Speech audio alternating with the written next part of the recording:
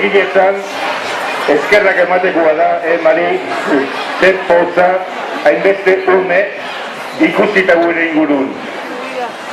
Etorri gian bezala, kutuan bezala. Nundik etorri gian gaina? Batak izan hundikan etorri gian, Oliotitik etorri gian, claro. Kutuan eta zuek eguritxo izen, zer poza, zer alaitasuna. Eskerrik asko, etortzeagatik, eskerrik asko. eta idatzi aldi jozue eskutitzak. Bai? Eta hauten zemoz portatu zeate txintxo, ez da? Aztu gabe, beti bezala gogoan izan ditugu gau hemen ez direnak.